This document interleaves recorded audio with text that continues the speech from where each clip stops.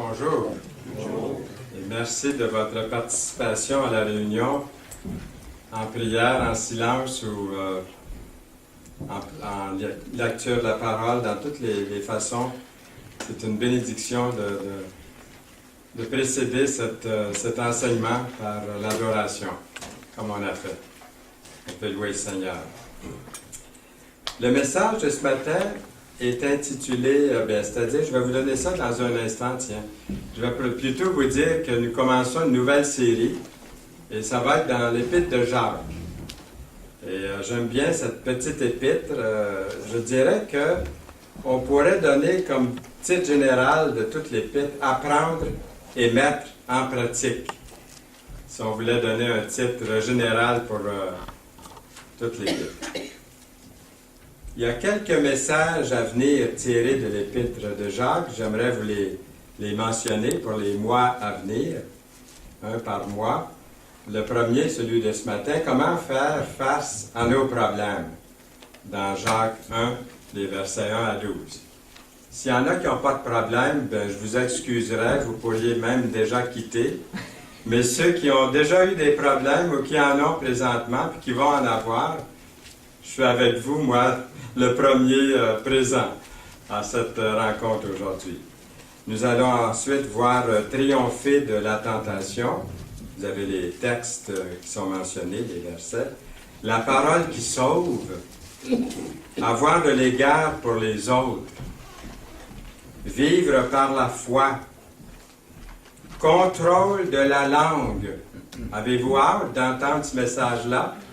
C'est un message important et je pense que Jacques en parle avec tellement d'illustrations et vous aussi d'une façon convaincante. Et le message, la sagesse d'en haut. Donc nous couvrons l'épître de Jacques de cette façon-là. Pourquoi l'épître de Jacques? Pourquoi l'épître de Jacques? Bien, pour trois raisons. Parce que c'est dans la Bible. Et aussi, je ne vous apprends rien en vous disant que Jacques était le frère du Seigneur. On pourrait dire le demi-frère du Seigneur. Son père était Joseph et sa mère était Marie, à Jacques. Et la même mère que Jésus avait. Donc, c'est un livre, une petite épître très importante, parce que Jacques est l'un des livres les plus pratico-pratiques du Nouveau Testament. Et aussi parce que nous voulons connaître la volonté de Dieu tous les jours de notre vie. La raison principale de l'épître, la doctrine de la foi, est bien expliquée. Moi, je pense que Jacques a expliqué la foi, je dirais même une coche de plus que l'apôtre Paul. C'est moi qui dis ça, là. Je trouve qu'en lisant l'épître de Jacques, nous avons vraiment une bonne explication d'une façon claire et précise.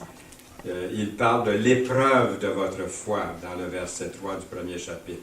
Jacques met l'accent sur la foi. Ce livre parle d'avoir la foi. Pourquoi? Bien, à cause des tempêtes que nous éprouvons dans la vie de tous les jours. Nous aurons besoin de la foi pour faire face à nos problèmes. Et nous aurons besoin de la foi pour faire face à la maladie, la mort, la solitude, l'argent, le mariage, la dépendance. De quelle foi s'agit-il?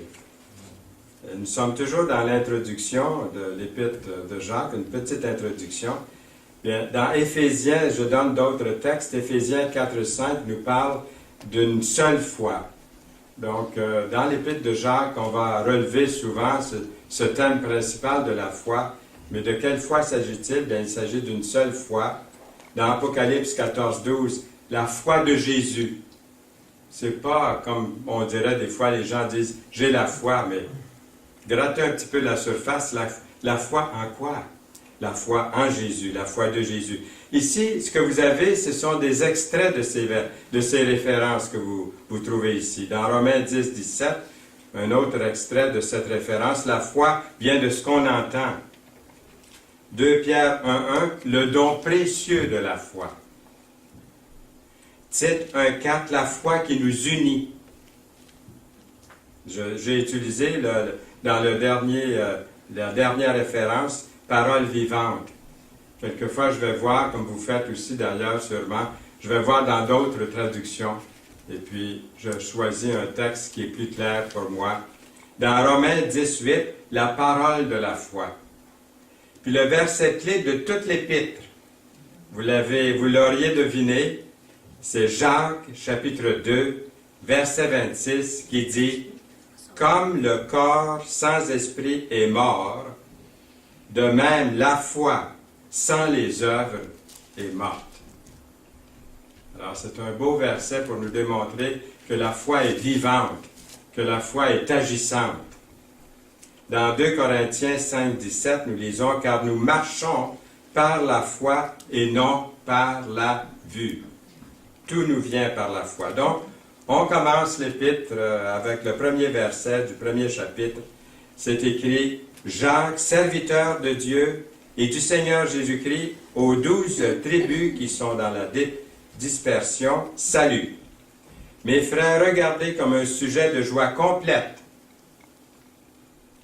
les diverses épreuves auxquelles vous êtes exposés, sachant que l'épreuve de votre foi produit la patience. » Un nommé Alexander Maclaren, un prédicateur écossais du 19e siècle, dans un sermon intitulé « L'épreuve de la foi et la foi couronnée » fait une distinction entre être tenté et mis à l'épreuve.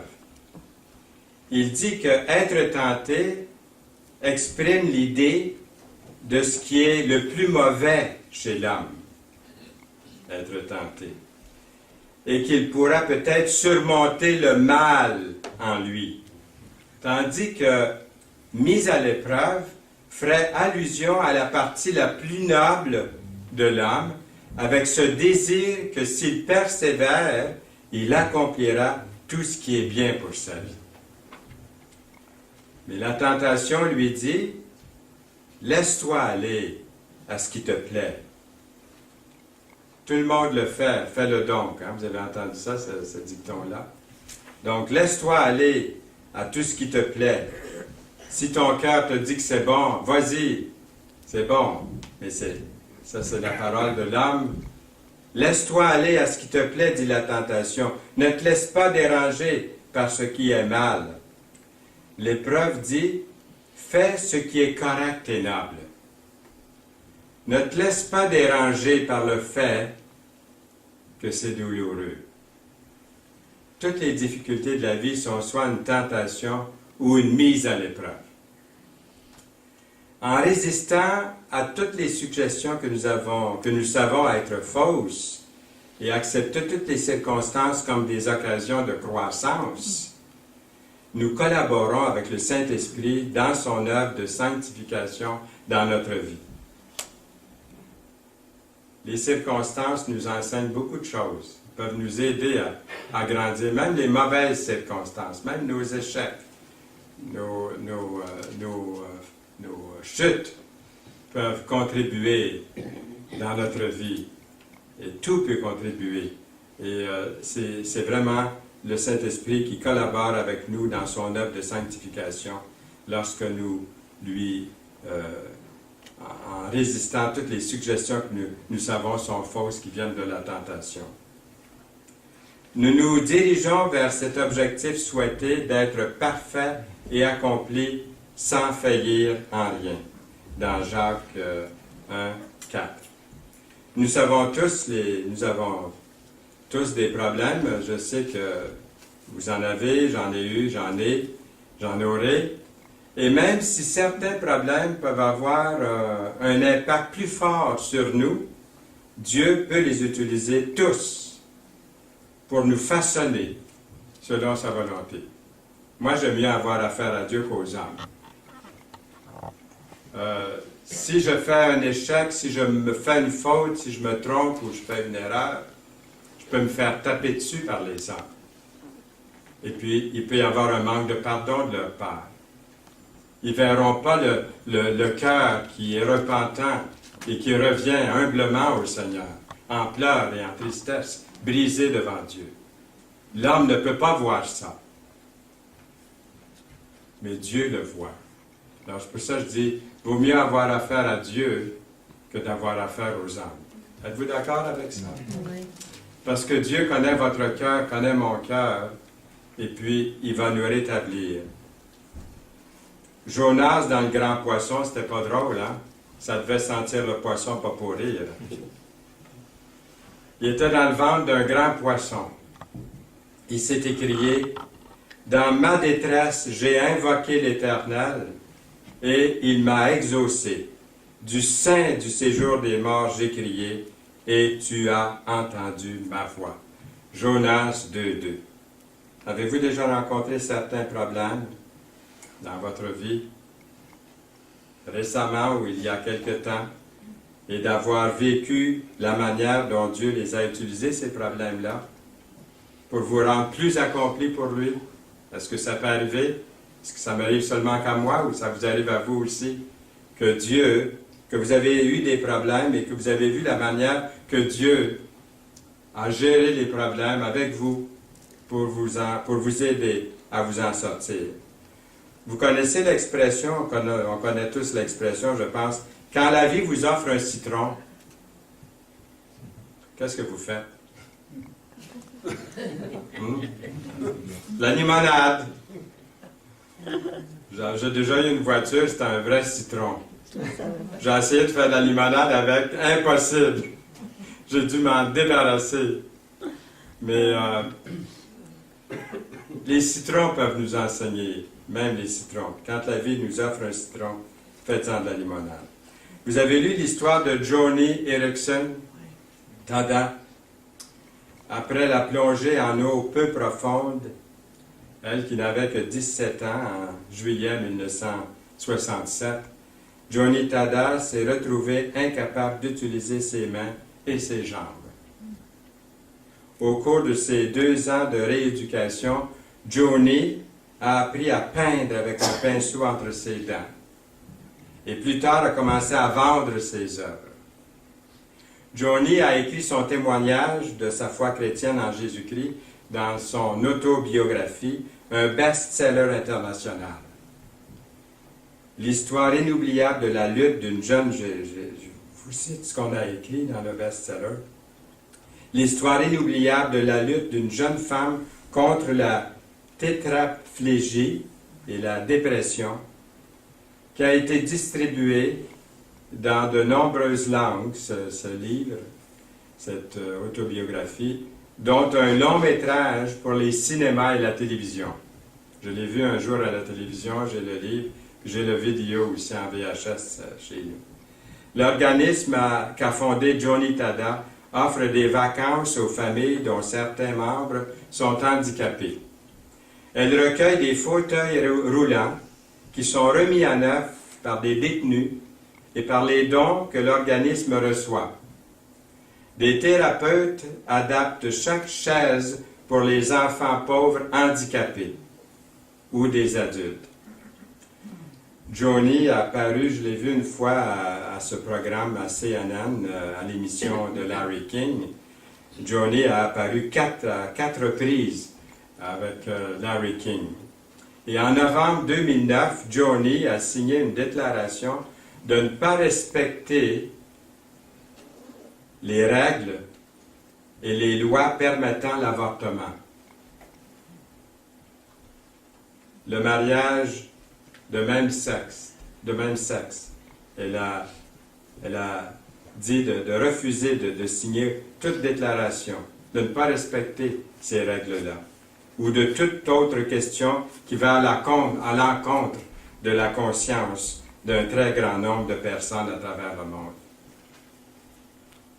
Et 4 réalités de la vie que nous devons connaître au sujet des problèmes. La première chose, je dirais, les problèmes sont inévitables. Nous lisons dans le verset 2, les diverses. Pourquoi ne pouvons-nous pas tout simplement éviter les problèmes? On fait ça toute notre vie, éviter des problèmes. Pourquoi les problèmes nous tombent dessus tout le temps? certains de nos problèmes sont quand même causés par nos propres actions. Combien de nos problèmes sont causés par l'action des autres? Ça peut arriver, ça aussi. Je crois aussi que la chute de nos premiers parents, dans Genèse chapitre 3, a quelque chose à voir. Vous ne pensez pas à voir, et c'est sûrement la raison principale de tous nos problèmes aujourd'hui. Comment? Bien, ils ont désobéi à Dieu, et de ce fait, ont laissé entrer le péché dans le monde. Est-ce que j'aurais fait mieux qu'eux? Je vous demande, est-ce que vous auriez fait mieux qu'eux? Ben, soyez sincères, là. Répondez franchement. Aurions-nous fait mieux qu'eux? Mettons-nous à leur place. Les problèmes, deuxièmement, sont imprévisibles. Vous voyez, ça va bien ce matin, on est assis ensemble, il fait un très beau soleil, et puis on ne sait pas ce qui nous pend au bout du nez, moi non plus, personne le sait. J'ai trouvé ça drôle, l'autre jour, il y avait un médium qui était interviewé à la télévision, et l'intervieweur, celui qui le recevait, il ne croit pas à toutes ces histoires-là de médium, et ça a paru vite, il l'a invité, puis il l'a fait asseoir devant lui, puis il dit, vous, là, comme ça, comme médium, vous savez ce qui va arriver, là, qui peut arriver tout de suite, là. Il n'a pas eu le temps de répondre, il donne une gifle en pleine figure. Il dit, ah, vous ne l'avez pas vu venir, celle-là? C'est comme les problèmes, ils sont imprévisibles.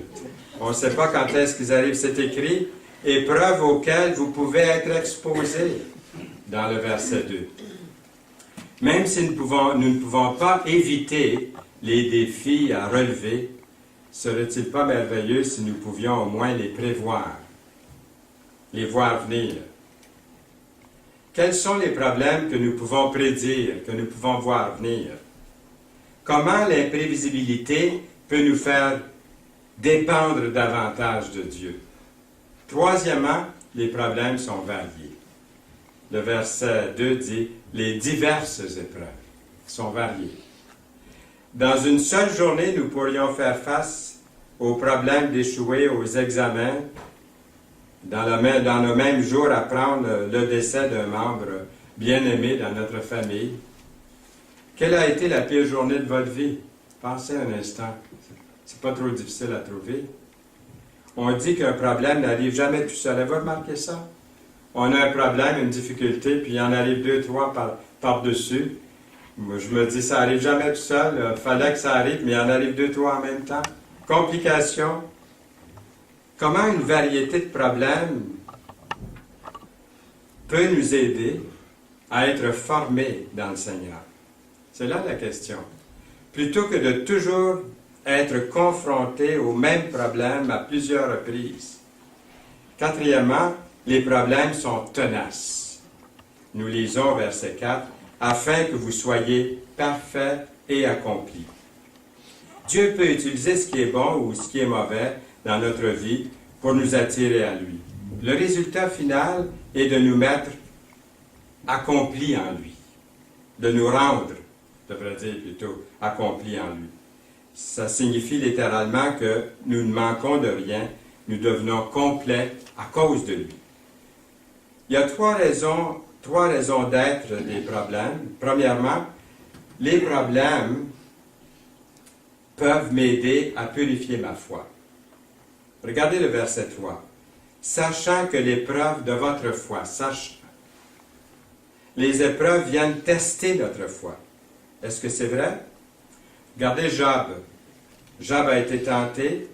Quel en a été le résultat? Deuxièmement, les problèmes renforcent la patience. Ah, que j'ai besoin de patience, j'entends dire des fois les gens. Et que j'ai besoin de patience. Eh bien, la foi vient. Les problèmes renforcent ma patience. L'épreuve de votre foi, nous lisons, produit la patience au verset 3. Comment nos problèmes peuvent-ils développer en nous une plus grande patience? Est-ce que c'est parce qu'on lâche prise? Le test de notre foi nous aide à faire la différence entre les vrais problèmes et les choses que nous tournons en problème. Cela nous aide aussi à mettre notre confiance en Dieu, en le voyant venir à notre secours. Y a-t-il des moments dans votre vie où vous avez été conscient que Dieu était venu à votre secours? Oui. Est-ce qu'on pourrait entendre, je vous pose la question, je ne veux pas entendre des témoignages maintenant, là, mais est-ce que vous pourriez en témoigner à un moment donné de ce que le Seigneur a fait dans votre vie? Est-ce qu'il y a eu de ces moments-là où vous étiez vraiment conscient qu'il était venu à votre vie? Moi, j'ai des moments comme ça dans ma vie aussi. Et des fois, j'en parle, j'ai le privilège de prêcher, ça entre bien dans le message comme illustration d'une vérité biblique. Et il faut en parler. Ça donne gloire à Dieu. Les problèmes peuvent améliorer, troisièmement, ils peuvent améliorer votre caractère, peuvent améliorer mon caractère. Nous lisons verset 4, afin que vous soyez parfaits et accomplis. Est-ce qu'on peut demander quelque chose de plus que ça? La sanctification est le processus en cours qui nous permet de devenir comme le Seigneur Jésus. Nos épreuves nous aident à grandir, à mûrir dans la personne du Seigneur. Voulez-vous voir le pupitre chez moi? Ça, c'est mon pupitre dans mon bureau. Et puis, j'ai une vitre. Et sous la vitre, ça pourrait prendre, je dirais, 1 heure à lire tout ce que j'ai mis là au cours de ma vie. Mais il y en a une que j'aime beaucoup, elle est là, je vous la montre, sous la vitre. Et je vais l'écrire pour que vous puissiez le voir comme il faut. L'âme qui souffre fait à son insu des progrès immenses. Elle mûrit. Quand on voit la vie comme ça, bien, ça nous empêche quelquefois, ça peut nous empêcher de nous plaindre parce qu'on se dit, je suis en train d'apprendre, je suis en train de mûrir, je souffre, mais, et même à mon insu, et le Seigneur est en train de faire quelque chose. Comment gérer? Comment les gérer? Ne serait-il pas merveilleux si Dieu nous démontrait quelques moyens ce matin pour nous aider à relever les défis de la vie, puis les épreuves de notre foi? Eh bien, c'est ce qu'il a fait. On continue, on regarde dans l'Épître de Jacques, au verset 5. La requête, elle est celle-ci, au verset 5. Si quelqu'un d'entre vous manque de sagesse, vous voyez, ça commence là. S'il manque de sagesse, qu'il la demande à Dieu, qui donne à tous, simplement et sans reproche, et elle lui sera donnée. Je me rappelle quand j'étais adolescent, mon père m'avait dit un jour, j'avais 17 ans, il dit, savais-tu que tu étais à l'âge folle? Il m'avait dit ça. Puis là, moi j'étais chrétien déjà là, depuis l'âge de 11 ans. Là, je me suis mis à lire les psaumes, je demandais au Seigneur à tous les jours la sagesse. Mon père m'avait dit que j'étais à l'âge folle, c'est parce qu'il avait remarqué quelque chose dans mon adolescence là, qui clochait. Et c'est vrai que c'est en lisant les proverbes, en lisant la parole de Dieu, qu'on peut comprendre bien des choses, puis s'éviter bien des problèmes. Beaucoup de problèmes. En lisant la parole chaque jour. Et même en la lisant chaque jour, on va avoir les mêmes problèmes qu'on a lus dans les proverbes. Parce que je ne suis pas toujours obéissant à la parole. Mais je veux savoir pourquoi, là. Je suis renseigné. Nous avons besoin de demander la sagesse nécessaire pour survivre aux épreuves et prendre les bonnes décisions. Combien de fois avons-nous blâmé Dieu pour nos problèmes? Où es-tu, Seigneur? Notre fille, ça fait 24 ans qu'elle est décédée au mois de février. Ça fait 24 ans. Elle est décédée à 24 ans. Oui, 48 ans qu'elle aurait. Et puis, un bon jour, je lui ai dit, t'as-tu demandé, Nicole, puis elle était à l'hôpital, pourquoi est-ce que tu es à l'hôpital? Qu'est-ce que tu penses de Dieu dans tout ça? Elle a répondu, non, c'est pas pour me vanter, elle a dit, mais je n'ai jamais dit, oh Dieu, pourquoi que j'ai le cancer, puis je vais mourir jeune? Non. Ça m'a beaucoup... vous voyez, je reçois des messages des autres, hein, de mes enfants, de ma famille, de tous en réalité. On a quelque chose à recevoir de tout le monde. Ça m'a parlé beaucoup, beaucoup. Combien de fois, peut-être j'ai un peu tenté Dieu, un peu blâmé Dieu pour mes problèmes, plutôt que de lui demander de me donner la sagesse. Jacques 1,8 parle d'un homme irrésolu, inconstant dans toutes ses voies. Comment s'en sortir? Nous avons la réponse ici. Approchez-vous de Dieu et il s'approchera de vous. Nettoyez vos mains, pécheurs. Purifiez vos cœurs, hommes irrésolus. Jacques 4,8. La solution,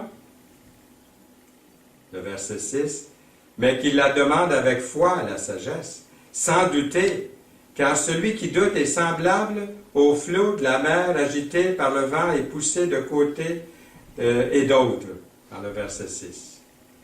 Lorsque nous lui demandons la sagesse, nous devons le faire avec assurance, en croyant qu'il va la donner. Pourquoi la personne avec l'attitude du verset 6 ne peut pas s'attendre à recevoir quelque chose de Dieu? Il parle de vague. C'est pas parfait l'image que j'ai là, mais ça donne une petite idée.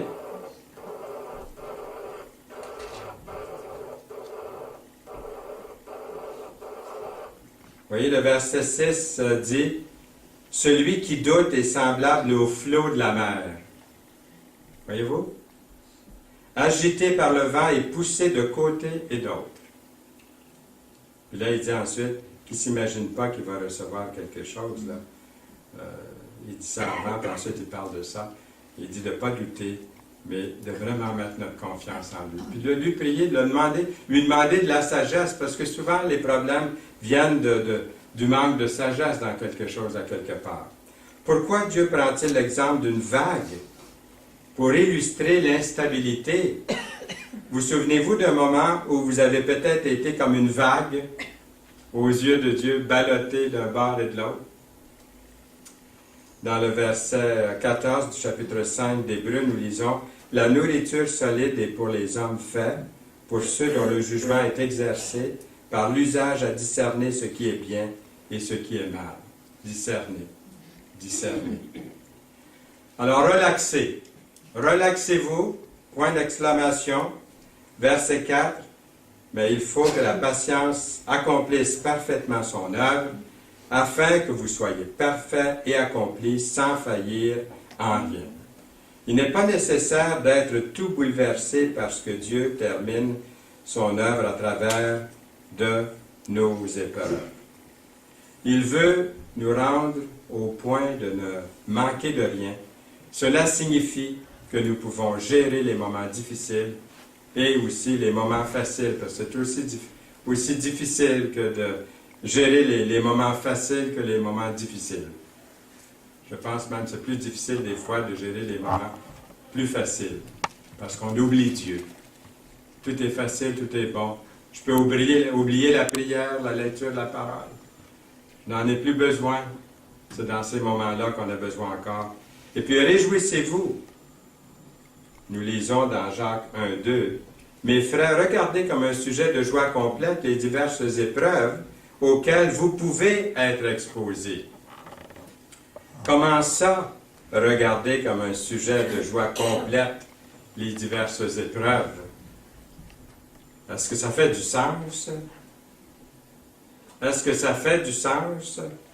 Il me semble que les mots sont forts, vous ne trouvez pas? Regardez comme un sujet de joie complète. Il aurait pu laisser le mot complète en dehors de ça, là. Les diverses épreuves. Mais c'est écrit dans la parole de Dieu. Et je m'incline devant tous ces versets. La joie d'une épreuve est-elle différente de la joie d'une belle expérience? Un sujet de joie? Point d'interrogation. Est-ce que c'est une question de perspective, d'un point de vue quelconque? Remarquez ce que Jacques dit. Il ne dit pas « si des épreuves pouvaient vous arriver », mais « des épreuves auxquelles vous pouvez être exposés. C'est-à-dire, on ne peut pas les éviter. Rappelons-nous, le peuple de Dieu a été dispersé, c'est un peuple dispersé, nous sommes un peuple dispersé, pas nécessairement un peuple de Dieu abrité dans de la ouate. Vous n'avez pas les mots là, dans de la ouate, là, mais c'est ce que j'avais dans l'idée quand j'ai écrit ça, là. Et dans 1 Pierre 4, 12 et verset 13, nous lisons « Bien-aimés, ne trouvez pas étrange d'être dans la fournaise de l'épreuve. » Vous avez vu ça? Ne trouvez pas étrange. Vous êtes éprouvé, ça va mal, vous souffrez. Ne trouvez pas étrange. Comme s'il vous arrivait quelque chose d'extraordinaire. Réjouissez-vous au contraire de la part que vous avez aux souffrances de Christ. Ça pourrait être quelle sorte d'épreuve? Le mot épreuve est traduit tentation dans certaines versions de la Bible. Qu'est-ce qui se passe lorsque confronté à des pertes financières? Qu'est-ce qui se passe? Qu'est-ce qui se passe lorsque confronté à l'inflation, la prospérité? Parce que ça peut amener aussi des problèmes, la prospérité. Qu'arrive-t-il lorsqu'il y a des conflits avec des proches? Est-ce que ça arrive, ça, des fois? Avec la mondanité, est-ce que ça arrive, ça aussi? Qu'en est-il quand quelqu'un dit ou fait quelque chose de mal ou d'insultant? Que faire si on est menacé, découragé, déçu? Que faire? C'est là ce qui fait notre joie. Quoique maintenant, puisqu'il le faut, vous soyez attristés pour un peu de temps par diverses épreuves. 1 Pierre 1,6. Afin que l'épreuve de votre foi plus précieuse que l'or périssable qui, cependant, est éprouvé par le feu, ait pour résultat la louange, la gloire, l'honneur, lorsque Jésus-Christ apparaîtra. Les épreuves de notre foi produisent la patience, ce qui perfectionne le chrétien mature. Nous avons tous entendu parler de la patience de Noé. Et dans la parole, nous avons des versets comme dans Romains 5,3 qui dit « L'affliction produit la persévérance ». Dans 2 Timothée 2,23, nous lisons « Un serviteur du Seigneur doué de patience ». Des extraits de ces versets que j'ai cités ici. Un autre extrait dans Hébreux 6,12. La foi et la persévérance. Vous voyez, la foi et la persévérance, ces deux mots-là arrivent souvent ensemble. La foi et la patience, souvent ensemble. Nous avons Hébreux 10,36. Vous avez besoin de persévérance. La sagesse garde la foi au niveau. Car l'Éternel donne la sagesse. De sa bouche sortent la connaissance et l'intelligence. L'Éternel donne la sagesse. Proverbe 2,6. Matthieu 7,7. Demandez et l'on vous donnera. Qu'est-ce que vous lui avez demandé? Moi, je lui demande encore la sagesse. Puis, à tous les jours, j'en manque. Alors, il faut continuer à en demander parce qu'à tous les jours, j'en manque.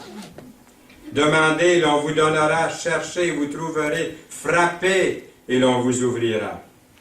Les ingrédients de la sagesse, et là je vous donne quelques références là-dessus, et c'est toujours des extraits du verset que je vous donne. Dans 1 Timothée 4, 13 à 16, il est question de la lecture. J'ai sorti ces mots du texte là. L'exhortation, l'enseignement se trouve dans ce contexte. Dans 1 Roi 3, 9, il est question d'un cœur intelligent. Dans Hébreux 5, 14, discerner ce qui est bien et ce qui est mal. Dans Proverbe 11, 2, la sagesse est avec les humbles. Dans Jacques 1, 8, un homme irrésolu, inconstant dans toutes ses voies. Comment s'en sortir? Bien, je répète, verset 8. Approchez-vous de Dieu, il s'approchera de vous. Nettoyez vos mains, pécheurs, purifiez vos cœurs, hommes irrésolus. Dans Proverbe 4, verset 7, probablement le plus beau verset de tous les 31 chapitres des Proverbes. Voici le commencement de la sagesse. Acquiert la sagesse et avec tout ce que tu possèdes, acquiert l'intelligence. Un autre beau verset, toujours dans les Proverbes. Combien acquérir la sagesse vaut mieux que l'or? Combien acquérir l'intelligence est préférable à l'argent? Toujours dans Proverbe 23, 23. Acquiert la vérité et ne la vends pas. La sagesse, l'instruction et l'intelligence. Et pas le moindre verset dans Proverbe 9, 10. Le commencement de la sagesse, c'est la crainte de l'Éternel. Et la science des saints, c'est l'intelligence.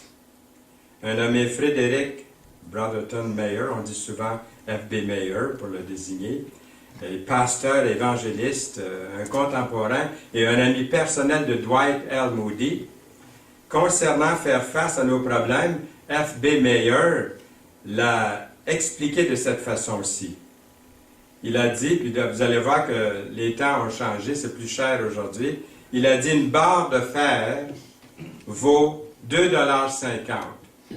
Je pense qu'aujourd'hui, de nos jours, on pourrait multiplier ça par, on pourrait dire une centaine de dollars certains, là, sans me tromper. Là. Mais en tout cas, lui, dans ces jours-là, dans les jours de Moody, ça veut dire, ça fait longtemps, là, au 19e siècle. Là. Une barre de fer vaut 2,50 $, il dit. Lorsque forgée en fer à cheval, elle a une valeur de 5 $. Transformée en aiguille, la même barre de fer toujours, elle vaut maintenant 175 $. Si on la transforme en lame de couteau ou de canif, elle est rendue à 1625 $. Toujours la même barre. Si elle est transformée, et ça c'est vous la barre de fer, hein? Si elle est transformée en petits ressorts de cadran et de montre, elle vaut plus que 125 000 $. On pourrait multiplier ça aujourd'hui par plusieurs milliers de dollars. La barre de fer doit subir de nombreuses épreuves pour perdre de plus en plus de valeur. Pour prendre, je dirais, pardon. Pour prendre de plus en plus de valeur. Je répète, la barre de fer doit subir de nombreuses épreuves pour prendre de plus en plus de valeur. Vous êtes d'accord avec ça? Oui. Plus elle est façonnée, plus elle est transformée, plus elle est martelée et passée par le feu de l'épreuve, battue, frappée, polie, et plus elle prend de valeur. Qu'en est-il de vous, chers amis, chers frères, chères sœurs? Heureux serez-vous lorsqu'on vous outragera, qu'on vous persécutera, et qu'on dira faussement de vous toutes sortes de mal à cause de moi. Réjouissez-vous et soyez dans l'allégresse parce que votre récompense sera grande dans les cieux. Car c'est ainsi qu'on a persécuté les prophètes qui ont été avant vous. Matthieu 5, 11 et 12. Chrétiens, vous demandez-vous pourquoi vous devez passer par toutes ces épreuves-là? Avec un cœur impatient, vous dites peut-être « Jusque à quand, Seigneur? » C'est ce ton-là, à part de ça. « Jusque à quand, Seigneur? » Hein? Des paroles remplies d'impatience, puis d'angoisse aussi. Ça m'arrive, je peux vous le dire. La chaleur de la flamme.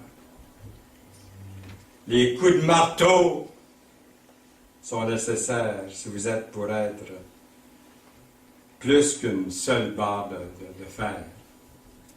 Le plan de Dieu pour votre vie, même si ça demande de faire fondre la barre de fer avec le feu de l'épreuve pour produire les petits ressorts de montre à maturité, ce sera ce que Dieu a de meilleur pour vous, pour votre vie. En son temps, dans un parfait timing, j'ai trouvé sur Internet les montres les plus chères du monde entier. Vous les avez devant vous, là, vous les regardez. les montres les plus chères du monde entier, remplies de petits ressorts. Regardez la barre de fer et ces montres-là, le résultat final. Heureux l'homme qui supporte patiemment la tentation, car après avoir été éprouvé, il recevra la couronne de vie que le Seigneur a promise à ceux qui l'aiment. Jacques 1,12. C'est une couronne ou une récompense vraiment spéciale. Comment cette promesse au verset 12 que nous venons de lire de Jacques, chapitre 1, peut-elle nous rendre l'épreuve plus facile? Demandons à Dieu la sagesse nécessaire pour faire face à nos problèmes. Prions régulièrement pour quelqu'un que vous connaissez. Connaissez-vous quelqu'un qui est en difficulté présentement? Avec de grandes épreuves, ou vous-même, avec des épreuves? Demandons la sagesse au Seigneur d'être délivré, d'être accompagné de lui pour être délivré de ses problèmes, de ses épreuves, dans sa sagesse, dans son amour, dans sa bonté. Amen. Amen. Seigneur, merci de ta bénédiction que tu répands sur chacun de nous. Nous te bénissons, nous te louons, nous te confions cette journée, Seigneur. Nous voulons marcher par la foi et merci de nous précéder. Au nom de Jésus-Christ. Amen. Amen.